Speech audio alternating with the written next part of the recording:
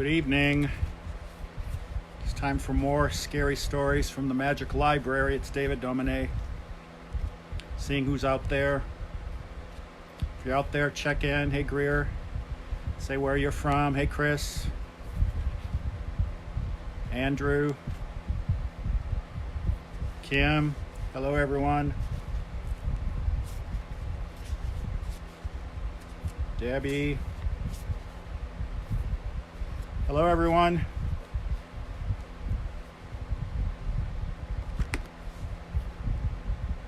So we're going to do more stories from the Magic Library. I'm in a different corner of the library. I hope the reception's okay. If something happens, I go out.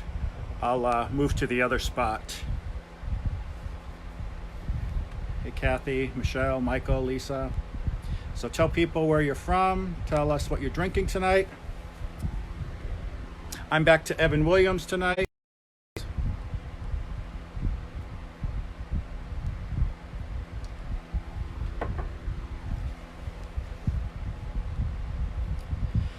So last night we kind of went out with a bang with the last of the stories from True Ghost Legends from America's Most Haunted Neighborhood.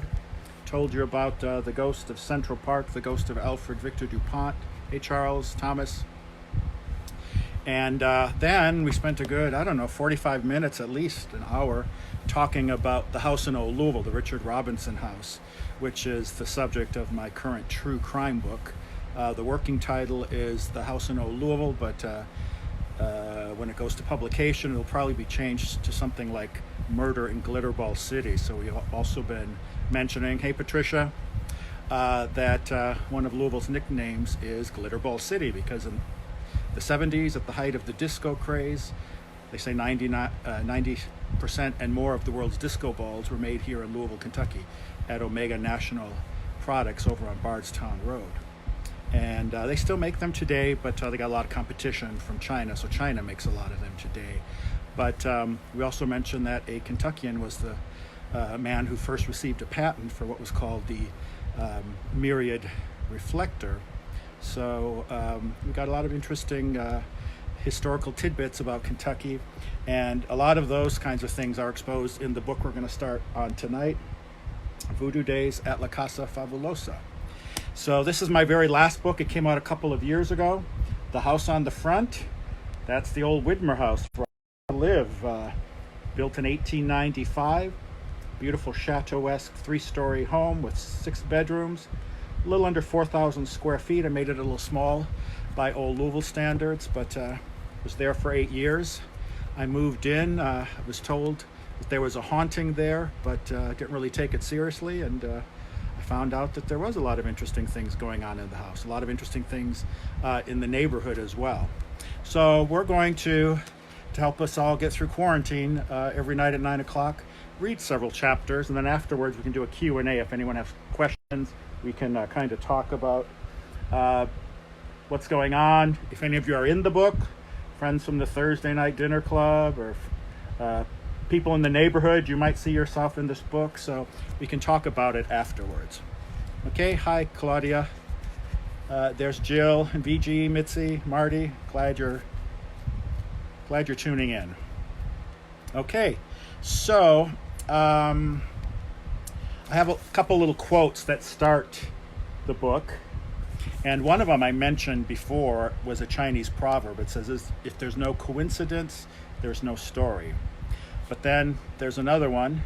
If you feel the urge, don't be afraid to go on a wild goose chase. What do you think wild geese are for anyway? And that's by Will Rogers. And then Tennessee Williams gave me one of my favorite quotes ever, and it was very fitting for my time in Old Louisville. I had it stenciled above a mantle in my office on the 3rd floor. It says, I love to visit the other side now and then, but on my social passport, Bohemia is indelibly stamped without regret. So keep those 3 quotes in mind as we work our way through the book. And I know some of you have the book and you're going to read along, which is great. But this was dedicated to my niece and goddaughter, Olivia. So Sylvia, her mother, just checked in. There's Sylvia. And so the book starts off with the prologue, how I ended up buying the house and moving in. And then we start with chapter 1, where I move in. And so this is going to be a little different than the previous nights, where I was just kind of telling you the stories.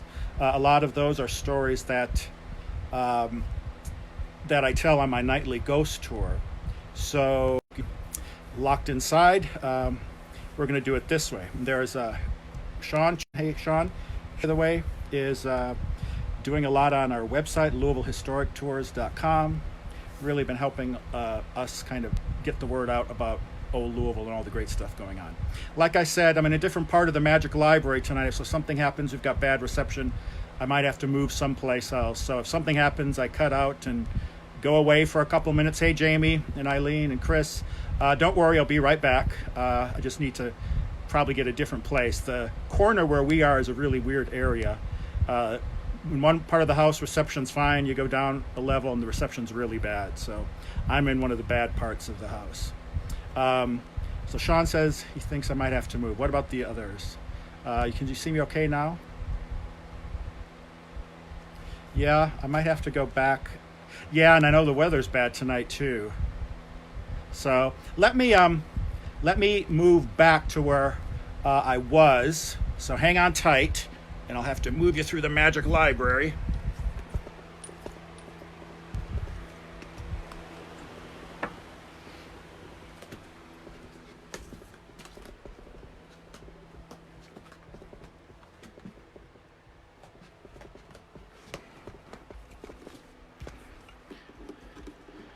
Let's see if that's any better.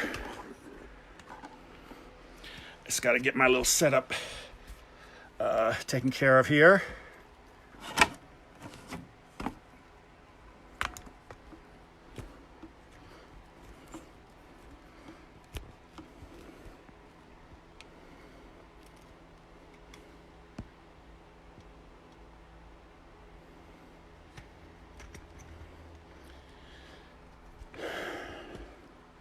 How's that? Have I been cutting out at all? So far, so good.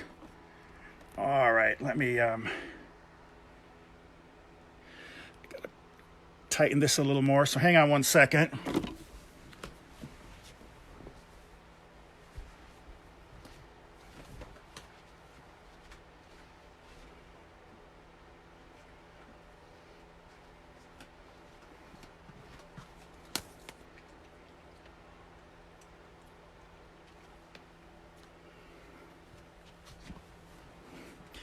All right.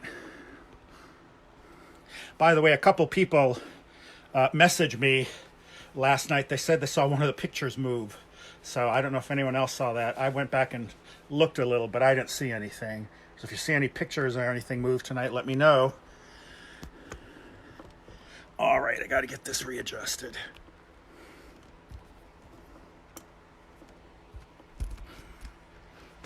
The stand I have isn't very...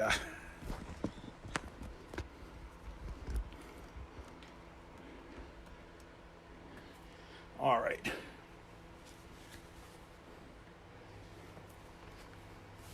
Yeah. That seemed better. No cutting out.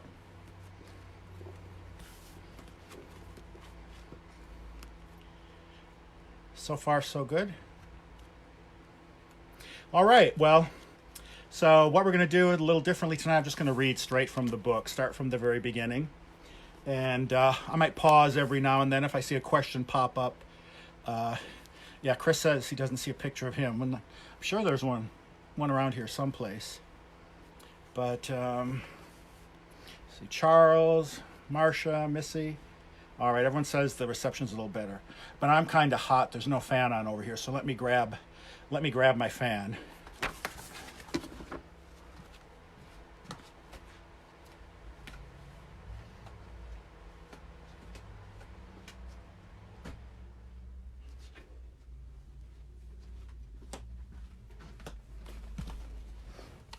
Right.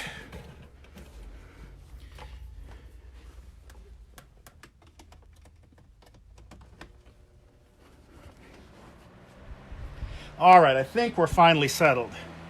So once again, cheers. Like I said, I'm back to Evan Williams tonight.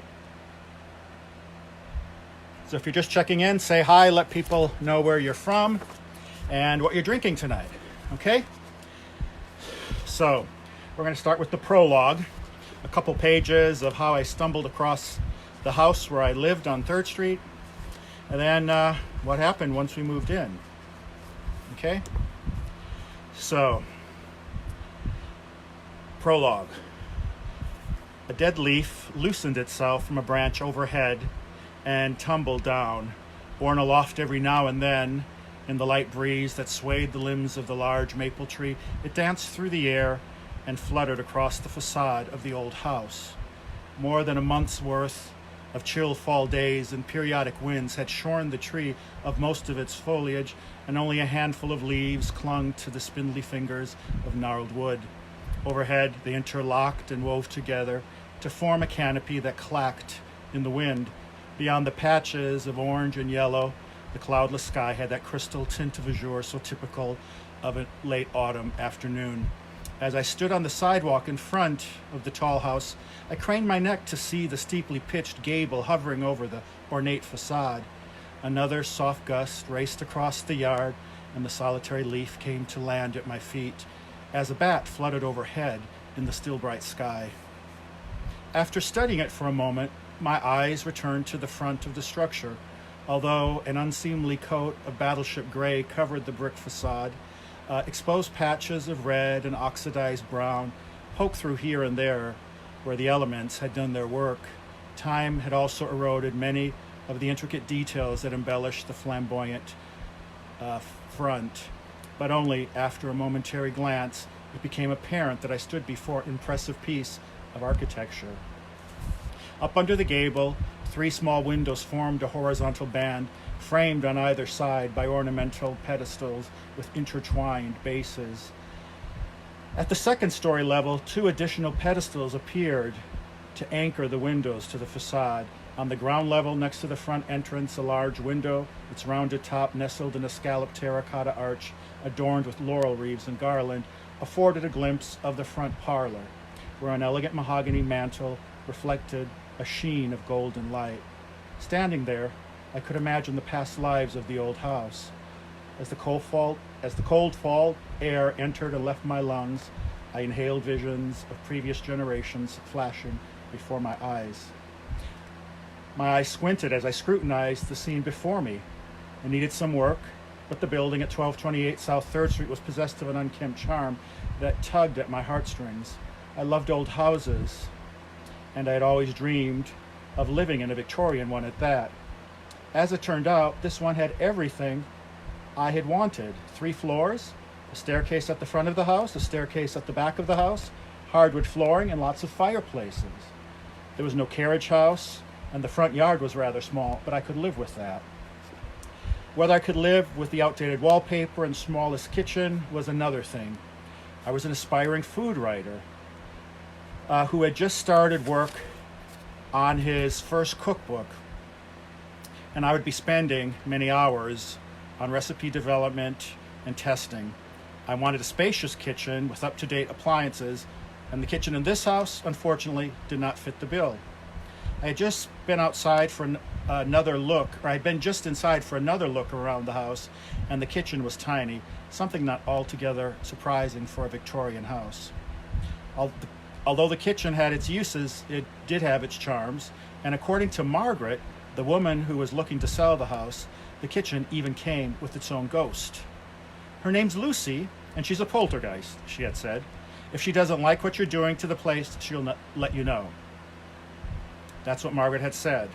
If she doesn't like what you're doing with the place, she'll let you know. She'll break things, knock pictures off the wall. You'll hear her walking around in the middle of the night. You'll smell her cooking things in here when nobody is around, stuff like that. When I tried to laugh off these warnings, Margaret had fixed me with a somber gaze and said, "I'm serious, there's a ghost in this house." Despite my love of spooky stories, however, I didn't really believe in ghosts, so I wasn't too worried about spectral inhabitants in the residence. Much more daunting was the maintenance that such a property would require. The interior needed painting and decorating, and then there was the outside. The front yard was patchy and riddled with weeds. The roof needed repairs, and the chimneys had to be rebuilt. The tuck pointing would cost a fortune, and someone would have to pull off the ivy and fix a spot of water damage on the inside before replastering a wall. And something needed to be done about the paint job as well. Not to mention the utilities would be expensive, and the bathrooms needed to be updated. In addition, the block the house sat on was not one of the most desirable blocks in the neighborhood. Across the street stood Hillebrand House, a 1960s high-rise apartment building that towered over mostly 19th century dwellings. Interspersed among the single-family homes were old houses that served as apartment houses and office space. The residence immediately to the south had been converted into a business, a barber college to be exact, and it didn't appear that the new tenants were keeping it in very good shape. And several houses down the block to the north was Oak Street, a once thriving commercial corridor that had fallen on hard times. Although several shops and restaurants, one of them, the Rudyard Kipling, was an icon in the city, they still lined the street, but most people in the area knew Oak Street as a place frequented by panhandlers and other unsavory characters. Semis and other large vehicles were always trying to cut through the interstate, and it could be loud at all hours of the day. The bat returned and darted by, this time with a few friends, as one by one I tucked off the reasons why it would be unwise to buy the house. Within a month, we signed the contract and moved in. Okay? So that's kind of what happened. And we had lived in an apartment right around the corner on Ormsby Avenue. And that's when I met a lot of my friends that are still friends today. Skippy, Beth from the Oak Room, Kelly. Used to have a lot of good times at the apartment on Ormsby Avenue. So we moved in. And then this is the very first chapter in the book. It's called the Tuesday Night Dinner Club. And here we go. So the box made a muffled thud as it landed at my feet. I straightened up and looked around the room, working a cramp out of my forearm. After 3 days of nonstop moving, everything had been transported from the old apartment to the new house on South 3rd Street, barely a half mile from downtown Louisville. Ramon and our friend Skippy had done most of the hard lifting since I couldn't take off from teaching, and had been up to me to get things situated in the new place. Now, a couple of days later, the boxes and big pieces were in the right rooms, and all it needed was some rearranging to make the place feel like home. Up on the 3rd floor, I looked through the 3 small windows at the front of the house down to the street below. The house sat on a small plot of land along a stretch of antique homes known as Millionaire's Row, about a third of the way between Louisville city center and the famous racetrack at Churchill Downs. Although our friends called it a mansion, to me it was just a big house and nothing more. Yes, it did have 6 bedrooms, but that wasn't large enough to be a mansion in my book. There was no ballroom for one, and real mansions had ballrooms. Besides, the new house wasn't grand enough either. Although there were loads of elegant details such as parquet floors, ornate fireplace mantels, and intricate millwork, the house itself had a certain Victorian practicality that toned it down. I picked up a lace curtain and threaded it onto one of the rods above the windows. Once all 3 curtains were hung, I adjusted them and pushed one aside to look outside again, where winter weather had arrived. From the gray skies above, random snowflakes tumbled through the air and showered down on an old man pedaling his pinwheel-bedecked bicycle along the sidewalk. As the bike passed, his grizzled face looked up and he yanked off the Confederate hat atop his head and waved it at me before wheeling out of sight, his long white beard fluttering in the cold wind. This was life in old Louisville. Locals touted it as America's largest Victorian neighborhood, but I sometimes wondered if America's craziest neighborhood might not be more apt. In my 6 previous years of living in the area, I had already met untold numbers of colorful characters, so I could only imagine what it would be like for the next 6 years now that I was living in the middle of it all. I smiled to myself and started unpacking books and placing them in the shelves that lined the walls of the spacious room that would serve as my office. Once the cartons had given up all of their contents, I walked into the adjacent room, the only other large space on the top floor, and took a look around. With the adjoining kitchenette and bathroom and access to the small rooftop deck at the back of the house, it would make an ideal guest suite. All it needed was some furniture. With over a dozen rooms to decorate, it had become evident that we'd be busy hitting the antique stores and thrift shops in search of the right furniture for the old house. But that would have to wait until the new year. Christmas was right around the corner, and we had to make it through Thanksgiving first. From somewhere up in the attic, there came a loud rumbling, a shuffling noise, and I turned my eyes to the ceiling and waited. But I didn't hear the sound again. Birds or squirrels, I guessed. Fighting back a shudder against the cold, I went to the drafty door that led out onto the rooftop and pulled it open. Outside, an icy wind had begun to roar, and pockets of snow were collecting along the creases of the slate and shingle roofs. From my vantage point atop the deck at the back of the house, I peered down into several yards and across the rooftops and carriage houses along the brick alley that divided the block in half. Without a sound, a black Mercedes crept down the alleyway and swerved around an abandoned shopping cart near an overflowing dumpster. When the car passed, a gray shadow emerged from behind the dumpster and, head lowered against the chill wind, slowly made its way down to Oak Street. And head lowered against the chill wind, it continued. After a number of stops, the figure stopped, turned, and looked at me, oblivious as the blustery weather blew her dark cape open and billowed out her skirts. On her head rested a tightly wound turban with a gleaming brooch pinned over the forehead. An exotic-looking necklace with what appeared to be ivory tusks dangled at her breast, which heaved with exertion. Although I couldn't tell for sure, the woman's eyes appeared to have a defiant look, and she mustered a severe gaze before pulling the coat tightly around her and disappearing down the alley. Slightly unnerved, I retreated to the warmth of the house, the wind slamming the door shut behind me. I took the stairs down to the second floor and walked the length of the narrow hallway that ran the large room, from the large room at the front of the house to the smaller one at the back. The front room had a sleeping alcove against the southern wall, in addition to an intricately carved mahogany fireplace in the middle of the wall to the north. To the east, two big windows with interior shutters afforded a view of 3rd Street. Next to a closet by the alcove, a door led into a smaller room that I surmised had originally been a nursery, and that, in turn, connected to another bedroom through a pocket door. Back in the hallway, another door bisected the corridor, running past a second staircase that led down to a coat room and a bathroom on the ground floor before ending in a smallish room at the rear. I peeked my head through the door to this room and looked around. While all the other rooms on the middle floor seemed to have irregular shapes and extra doors and angles, this one was a simple square with a small closet.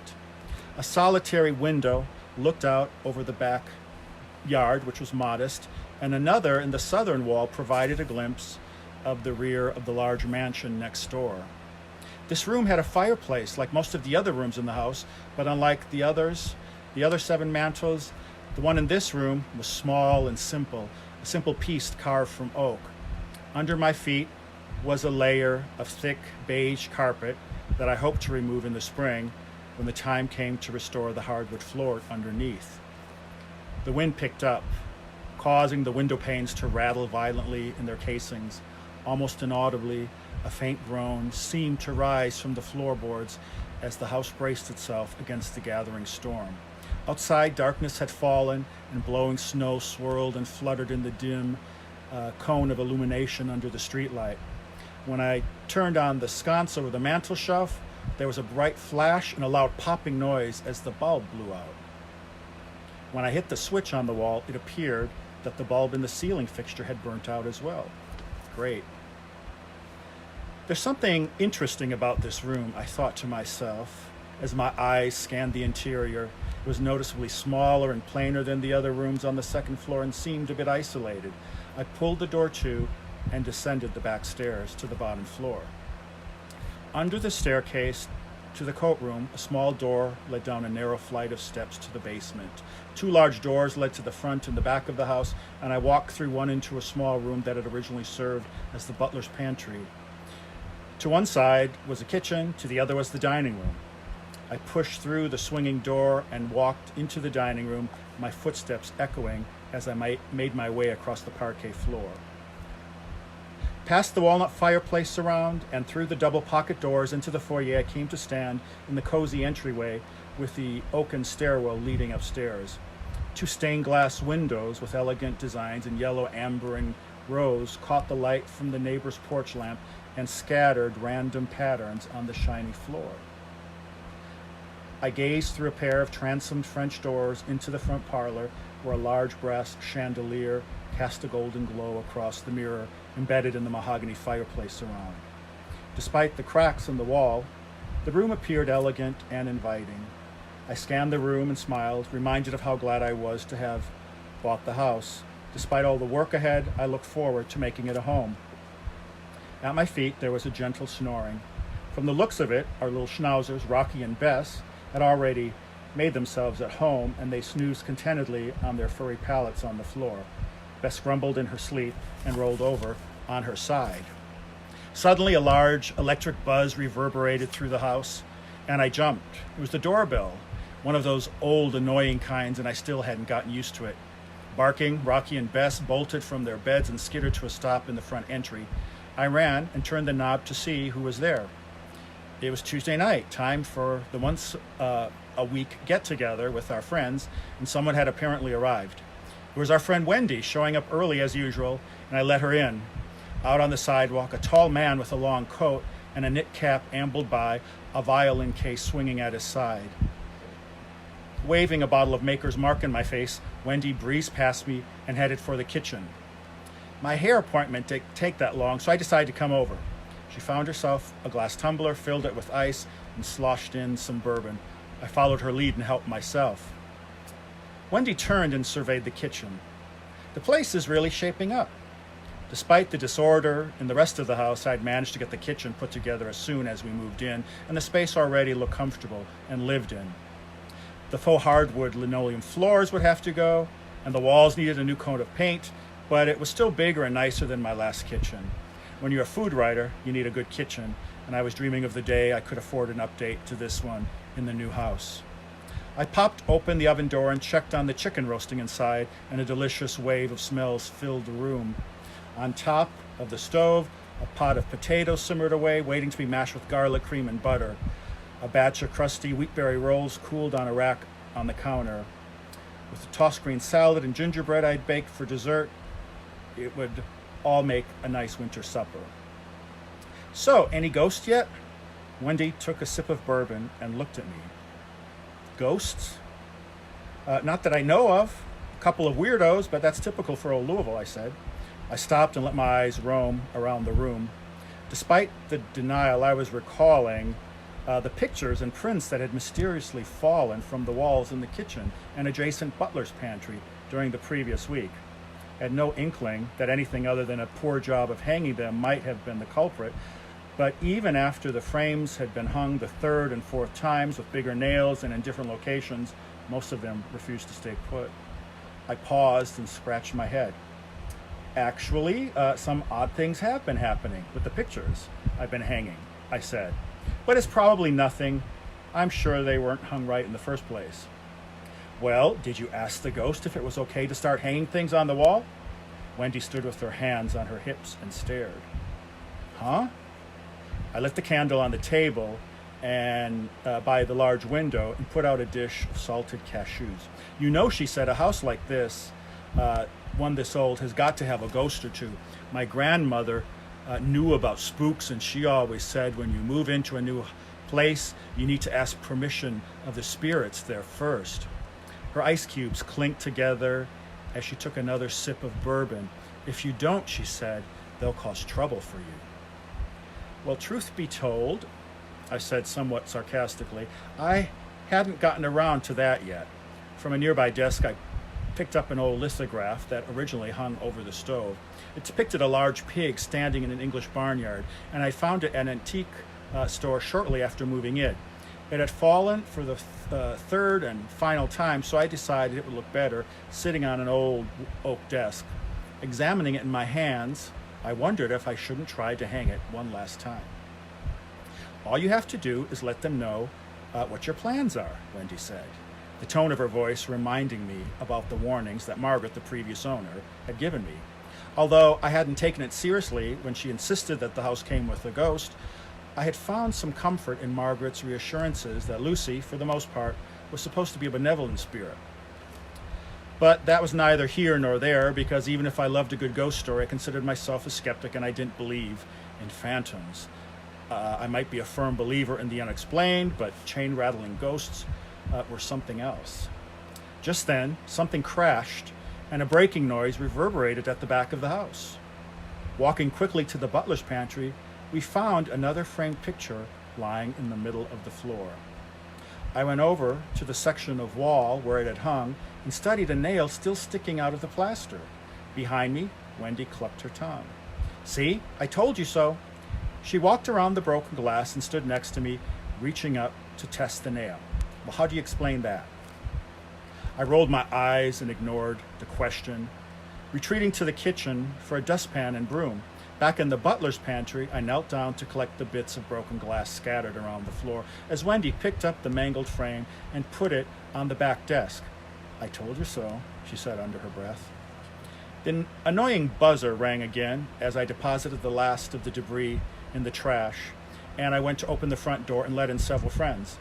Outside, the wind churned up a thin layer of snow that had collected on the ground, where it had taken on a strange iridescent quality in the gray light.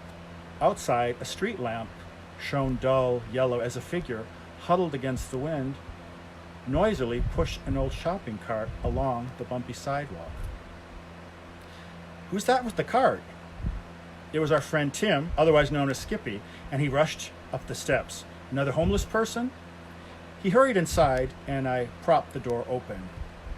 "Could be," I answered, "but who knows? Some people around here without cars don't want to carry their groceries home, so they take the whole cart." As people greeted and exchanged hugs and kisses, I closed the door and watched the shopping cart slowly retreat into the darkness. Gathering up jackets and scarves, I went to hang them in the coat room, while the others helped themselves to drinks and then went to admire the undecorated Christmas tree that stood in the front parlor. It was a 12-foot spruce, and it looked perfect in its spot in front of the large window.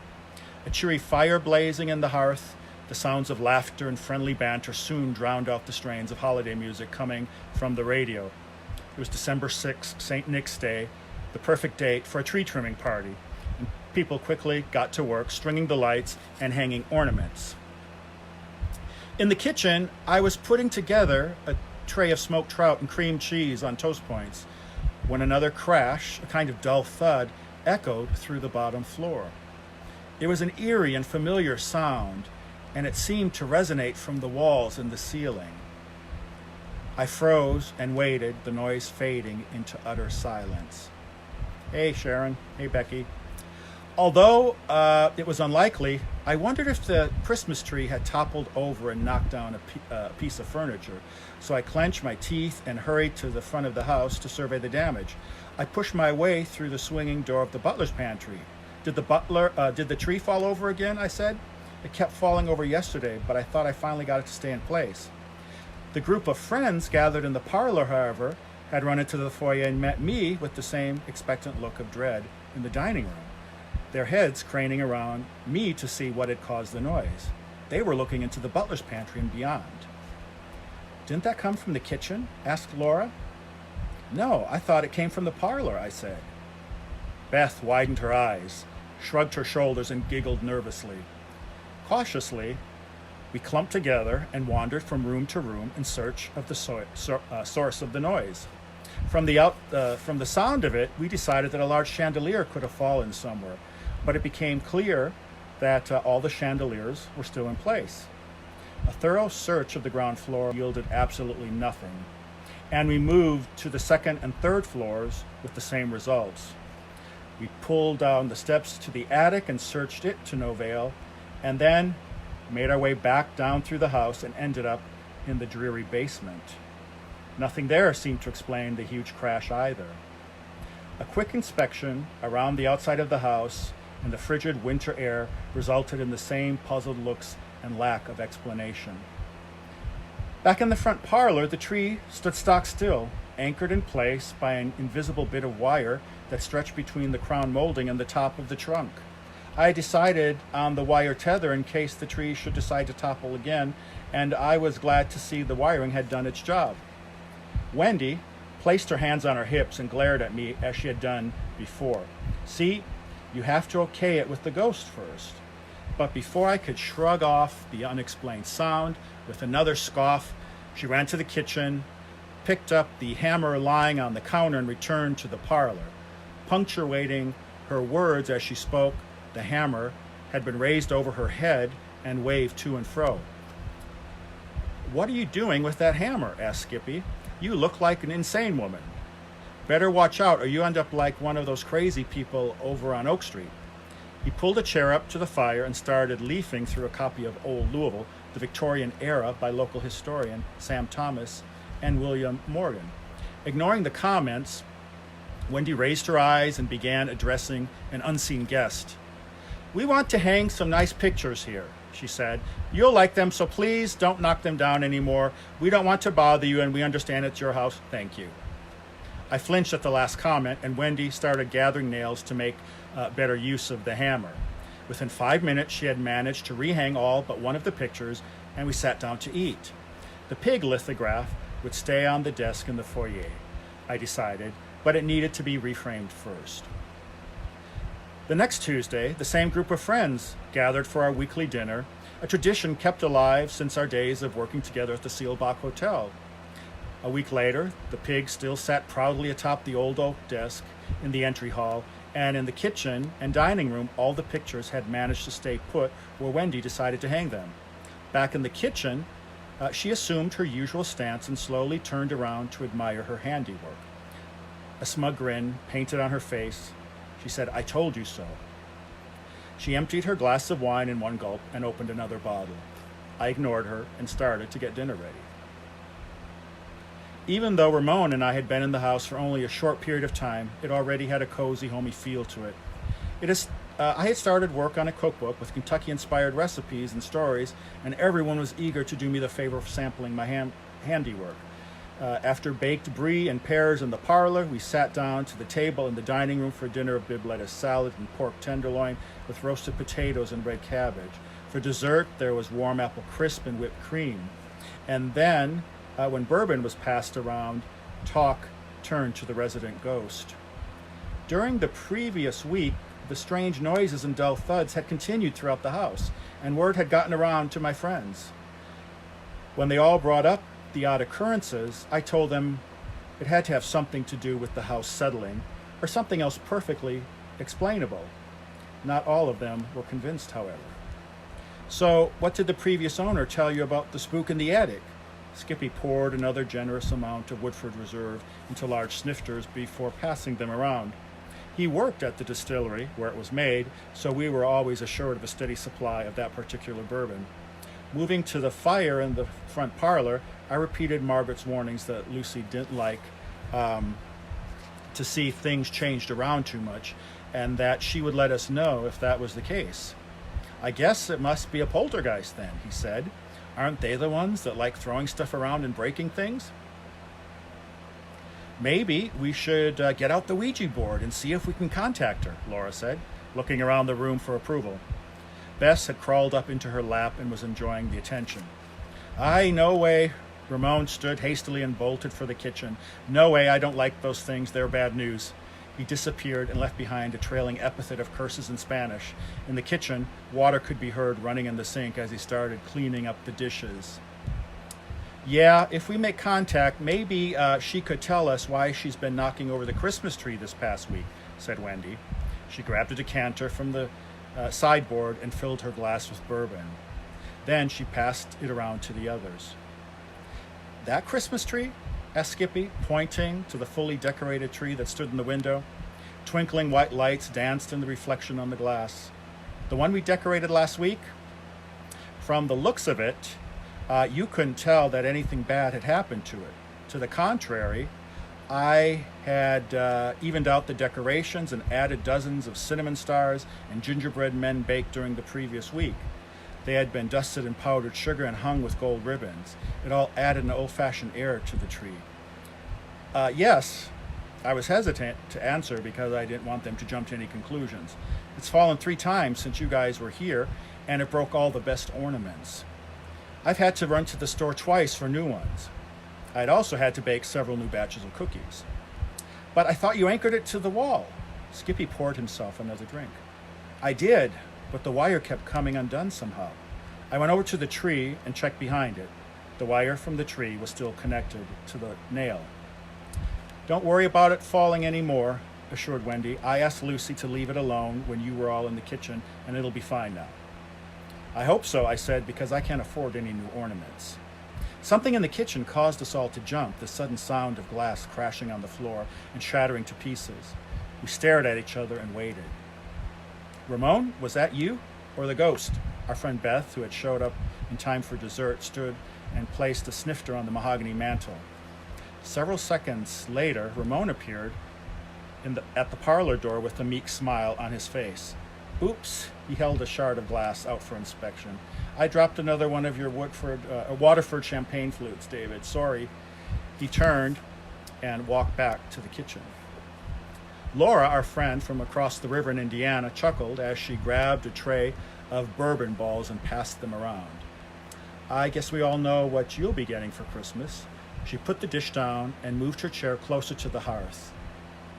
The wind roaring outside, she appeared to have no plans to leave the fireside anytime soon.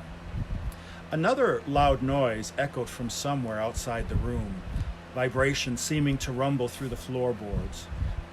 The little white lights danced on the tree, and I could see ornaments shaking in the branches. Ramon? I walked to the door and looked into the foyer. Was that you? If that was a champagne flute hitting the ground, that was one huge piece of stemware, said Skippy, getting to his feet. Steps could be heard in the dining room, and Ramon walked through the open doors into the foyer. What was that? He asked, drying his hands on a checkered dish towel. You mean that wasn't you? I said. It sounded like it came from the kitchen or the dining room. No, I thought it came from the foyer or the parlor, but I suppose it could have been in the dining room. He went to the table, pulled out a chair, and looked underneath. It sounded like something fell, something big. Beth went to the back stairs and looked up. I don't see anything back here. One by one, we wandered off to different parts of the house in search of the noise. I grabbed a coat and went outside to see if I could find anything. 5 minutes later, we had all gathered in the foyer, no one having discovered the source of the disturbance. Well, since I'm up and about, I guess I better start heading home, said Laura. I went and got her coat from the hook on the wall. When the others saw me doling out coats, they decided it was time to leave as well. As they left, they all wished us good luck trying to find out where the noises were coming from. I closed the door after the last of the guests headed out into the wintry night. I tidied up a bit and made the rounds of the rooms to turn off all the lights before hurrying upstairs and ducking under the covers. Only after I had snuggled in did I recall seeing that the pig print on the desk in the foyer had either fallen or had been pushed over so that it lay face down. I debated getting up out of bed and standing it up again, but another sudden loud noise downstairs startled me. It was like a large boom, maybe in the basement. I got out of bed and went down to investigate. A sound was coming from the small bathroom under the front steps, and the closer I got to it, the more it sounded like a hissing noise. Pushing the door all the way open, I turned on the light, and inside I could see the little black cat we had adopted back at the old place. She stood on all fours with her back arched and hissed at something unseen. Then she ran into the tiny closet next to the toilet and refused to emerge. This had become her new home as of late. Ever since moving into the new house, the previously mischievous troublemaker had turned into a literal scaredy cat. No amount of coaxing would make her leave the confines of her tiny bathroom, and she refused to come out and eat or drink unless someone brought the food and water to her. After several minutes of reassuring pats, I left her in the little closet and returned to the second floor. On the landing, the chandelier outside the bedroom was slowly swaying back and forth. I stood and watched it for several minutes, but it soon tapered off and stopped. Had it been caused by my motion coming up the stairs? I couldn't be sure, but I hoped that was the reason. Tiny pinpricks of goose flesh began running down my shoulders and arms, and when I looked around, I realized the house somehow had a big empty feel to it. So that is the very first chapter in Voodoo Days at La Casa Fabulosa. So the next chapter is just like 3 pages and a half, so I think I'll read that and then we'll end with that chapter tonight. It's about the actual Hillebrand House and what I found out about it. But any questions before we go on to our next chapter? Yeah. What time is it, by the way? I can't see the time. So let's do another toast. Cheers.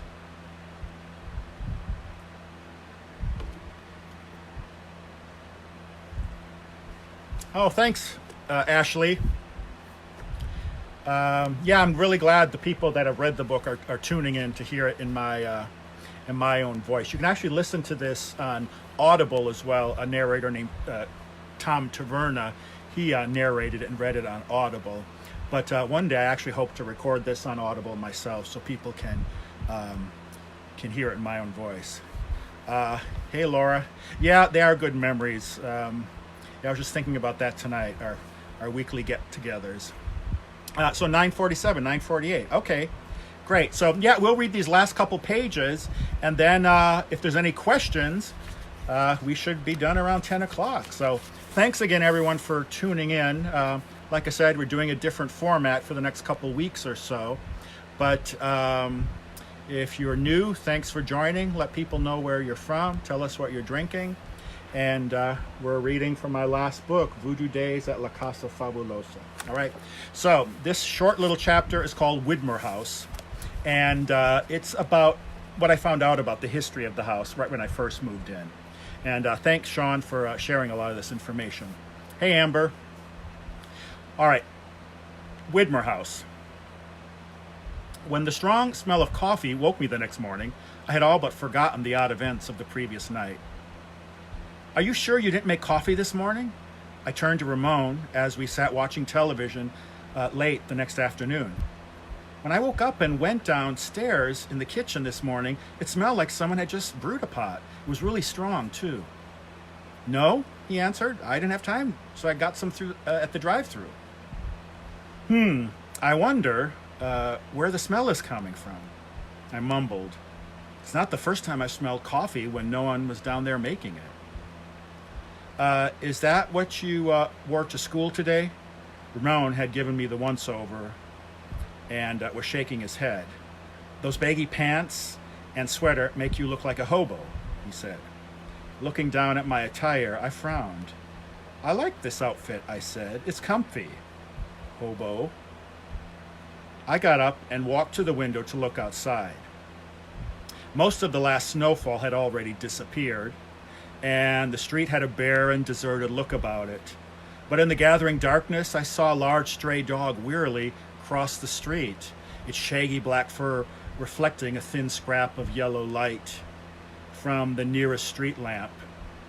It looked up at me and paused, then its head dropped and the creature bolted across the front yard and around to the side of the house.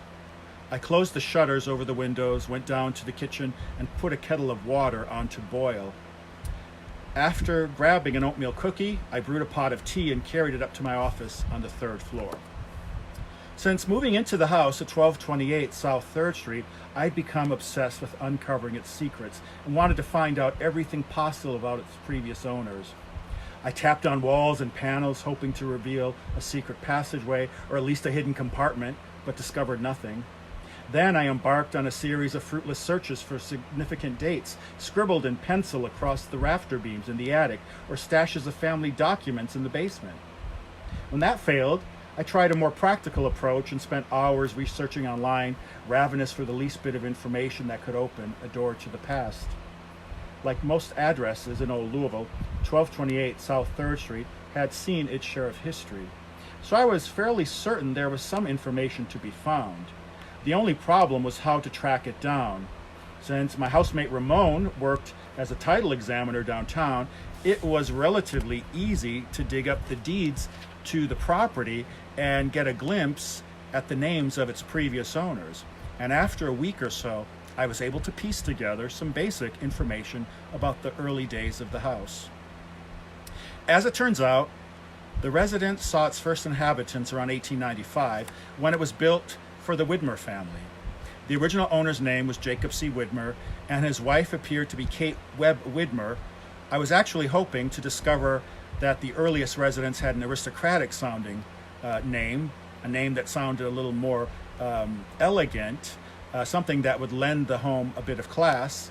Ophelia Merriweather, for example, was a regal sounding name that would have looked fabulous on a brass plaque at the front of the house, but she wasn't one of the original occupants and hadn't lived in the house that long. The Ophelia Merriweather house, that had a certain ring to it. The Jacob Widmer house, not so much. Snooping through old city directories, I learned that Widmer had been the business manager of the National Tobacco Works, one of many warehouses in Louisville, a city that processed half of the world's burley back in the day. At one time, the National Tobacco Works employed some 500 workers and produced more than 6 million pounds a year. With the help of old Sanborn fire maps at the Filson Historical Society, I also learned that the house Jacob Widmer had bought sat at one time on a larger plat of land originally owned by a neighbor to the south, J.S. Balke. His old place was the gray mansion immediately next door, a structure that was used as the ramshackle barber school and a noisy daycare center during our tenancy of Widmer House. Mr. Balke had worked in Louisville's thriving tobacco industry as well. Although he had already made a name and fortune for himself as an astute broker of Kentucky's most famous crop, Balke realized money was also to be made in the sale of land already in short supply at the time.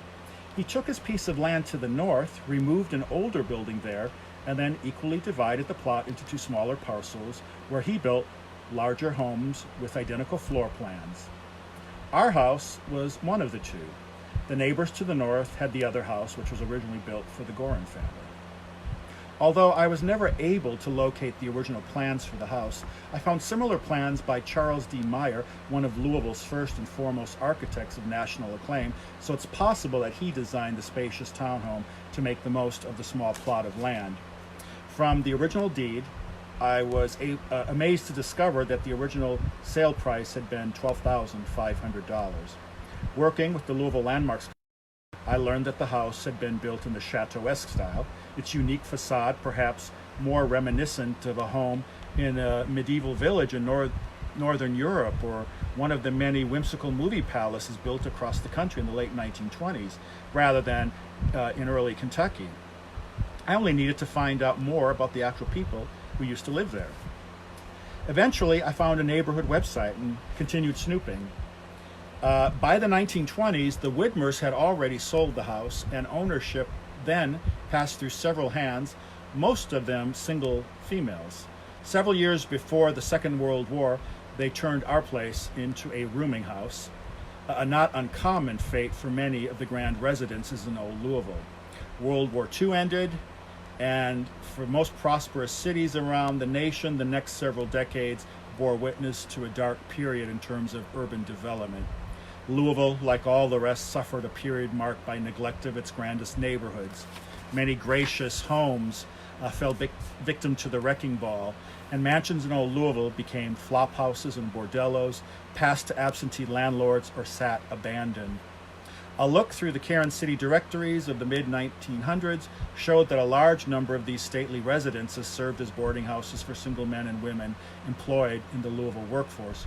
Widmer House, as we half-heartedly decided to call it, provided rooms for employees of the nearby Louisville and Nashville Railroad, and continued as a boarding house until the 1970s. Although much of the original character remained, the former residents of Jacob and Kate Widmer had seen better days when a small family bought it in the 1980s. Over the next 14 years, and with no small amount of elbow grease, they patiently converted the former rooming house into a comfortable single-family residence. Now it was our turn to add a chapter to the history of Widmer House. Another owner of the house was Sally Sevier. The Sally Sevier house would have had a nice French ring to it, I thought. Sally M. Sevier was a resident of 1228 South 3rd Street from 1916 to 1933, and several old-timers confided that she had been quite a character in her day. I was never able to dig up any written substantiation for these claims, but according to stories shared with me by a local genealogical chat room, Sally loved the cinema and was often found downtown at movie houses such as Lowe's Theater on South 4th Street. It was at a showing of The Sheik in 1921 that she supposedly developed a huge crush on its star, Rudolph Valentino, and gained a subsequent appreciation for her house's exotic Persian influences as well. Soon thereafter, she was reported to have given the elaborate facade a colorful makeover, restyling it in a romanticized notion of what a Moroccan-inspired palace in Spain might have looked like. Given its mosque-like finials and dramatic roofline, it's hardly surprising that locals in fact referred to it at one time as the Moorish Palace, a name that has stuck until this day. What I did find revealing was that Sally Sevier reputedly hosted lavish parties in the 1920s that played on the Lawrence of Arabia theme, encouraging her guests to come dressed as sheiks and harem girls. Someone even told me that at one party the papers reported she had pitched a large striped tent and tethered an ornery camel to the front yard, so it looked like the newest tenants of the Widmer House would have big shoes to fill. It was very dark outside. Downstairs, footsteps echoed as Ramon walked through the hallway and opened a door. I finished what I was doing on the 3rd floor, grabbed the teapot, and headed down to the kitchen to boil another kettle of water. As I waited for the steam to whistle, I walked over to the window and surveyed the backyard through the frosted glass. There was no sign of the black dog I'd seen before. However, a fat, bristly possum inched along the top of a fence, no doubt making its way to the garbage cans in the alley. Upstairs, Ramon made another pass in the corridor, running the length of the house. When furniture in the little room above the kitchen started to scrape along the floor, I stopped and looked up at the ceiling. What was Ramon up to? Had he decided to rearrange the furniture in that room? It would be midnight in an hour and a half, so why on earth had he decided to move things around when it was so late? I shook my head and waited for the water to boil. Overhead, several loud footsteps reverberated through the floorboards. A minute or two later, the teapot started to boil with a shrill whistle. But that was nothing like the fright I got when the knob on the back door rattled and began to turn. Somebody was trying to get in. And that's where we'll finish tonight. So we'll start with something in the basement. So what was coming through the door? So we read 16 pages of Voodoo Days at La Casa Fabulosa tonight. So thanks for joining. Anyone have any questions before we sign out? Yeah, I see lots of wow faces. That's good. Yeah, the way I wrote this, I like to end each chapter with a cliffhanger when I could, so that's a good way to get people to keep reading. But let's see. Do we have any... Well, you have to tune in tomorrow night to see who it was or read the book. But any questions? Yeah, cliffhanger. No? Well, we'll find out tomorrow night, so we'll pick up right where we left off. So thanks for tuning in tonight. So this makes 12 nights now that we've been meeting and passing our time together, trying to make it through this quarantine. Hope you all had a good day. I had yeah, I know. Thanks, Charlotte. I had a pretty good day. Hope you all had a good day as well. Beautiful weather today. We got storms rolling in, so I thought we might have some thunder and lightning, but I think that's going to be coming in a bit. So plan on tuning in tomorrow night. I'm thinking for at least 2 weeks. That's how long it'll take us every night to get through this. So Veronica's asking how I could ignore the noises, because I heard lots of noises, you know. Old houses make a lot of noise, so I was always trying to explain things away, and a lot of people say I was crazy for doing that. But like I said, Lindy's asking if the house I'm living in now is haunted. Not that I know of, but in the epilogue of this book, I talk about the house that we moved into, this one. And one weird thing did happen when we moved in. So I'll talk about that when we finish up the book. But yeah, thanks for tuning in for the first few chapters of Voodoo Days at La Casa Fabulosa. If you get a chance, check out our website, Louisville Historic Tours. A lot of the spots on our tours are spots written about in the book, and living in the house that first year is how I found out all these fascinating things about the neighborhood. So thanks for tuning in tonight.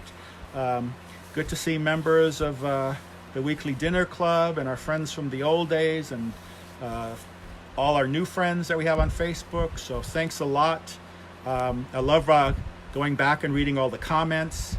And yeah, Charles said I could read for another hour, but I don't want to bore people, and we want to kind of stretch this out. So we could try to milk it for an hour each night. But like I said, thanks for tuning in tonight, and check in tomorrow night. Bring some friends with you, and love hanging out with you guys. So take care, and we got another day under our belt. So little by little, we'll get through this thing.